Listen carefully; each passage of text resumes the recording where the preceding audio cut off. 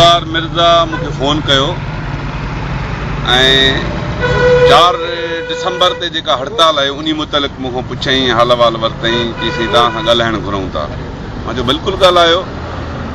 असांजो आकाश मल्ला GSM क़ौमी महाज जो सीनियर पार्टी जो वाइस चेयरमैन ऐं असांजो नूर मोहम्मद ख़ासकेली जेको गुज़िरियल 1.25 महीने खां वठी एजेंसियूं खणी वियूं आहिनि, जंहिंजी का ख़बर न आहे त कहिड़े ॾोह में कहिड़े केस तहत छाजे करे उनखे गिरफ़्तार कयो वियो आहे। असां उन जी बाज़ियाबी जे लाइ एहतिजाज पिया कयूं। असांखे इहो बि यकीन न आहे त आया हिन खे मारियो वियो आहे या हिन खे टार्चर कयो थो वञे। असां चयोसीं त तव्हां सिंध जा जेको आहे सो वज़ीर दाख़िला वारो महकमो तव्हां वटि आहे ऐं जेके बि सिविल या फ़ौजी जेके एजेंसियूं आहिनि उहे सभु हुकूमत जी तहवील में आहिनि। अवां असांखे ॿुधायो त आकाश मल्लाह खे छो गिरफ़्तार कयो आहे। चई मूंखे का ॼाण कोन्हे ऐं तव्हांखे ख़बर आहे पाण त अछे कारे जा मालिक केरु आहिनि।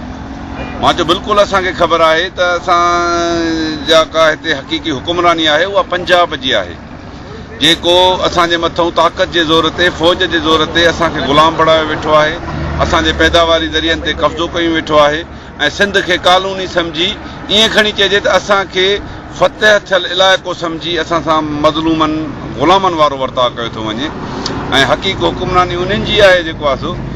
ऐं चई साईं तव्हां सां ॻाल्हाइणु घुरूं था। मां चयो बिल्कुलु ॻाल्हायो। सिंध तव्हां सां कहिड़ियूं ॻाल्हियूं थी सघनि थियूं ऐं हक़ीक़ी तरह सिंध अॼु ग़ुलाम आहे ऐं असां ग़ुलाम आहियूं ऐं ग़ुलाम क़ौमुनि जी जेका स्ट्रगल ऐं जदोजहद हूंदी आहे उहा आज़ादी जे लाइ हूंदी आहे।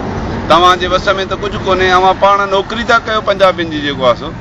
ऐं साईं वेझे भली मां चयो बिल्कुलु ॻाल्हाईंदासीं। तव्हां जे करे सिंध जे लाइ कुझु करे सघो था त तव्हांजी असांजे अमल खे एप्रिशिएट कंदासीं।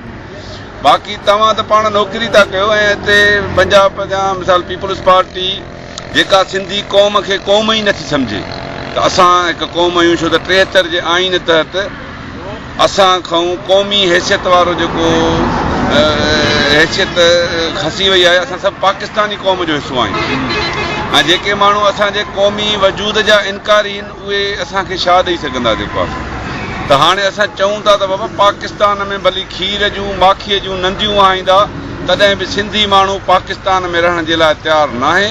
पाकिस्तान दहशतगर्दी जो अॾो आहे ऐं दुनिया जे अंदरि जेकॾहिं हक़ीक़ी तौर ते दहशतगर्दी ख़तमु करणु घुरनि था जेको आहे सो अक़वाम मुतहिदा, यूरोप वारा या सॼी दुनिया जा जेके मुतासिर मुल्क आहिनि दहशतगर्दी खां, उहे दहशतगर्दी हक़ीक़ी तौर ते ख़तमु करणु घुरनि था त पोइ पाकिस्तान खे ख़तमु करिणो पवंदो हुननि खे, छो त दहशतगर्दी जो सिंबॉल पाकिस्तान आहे।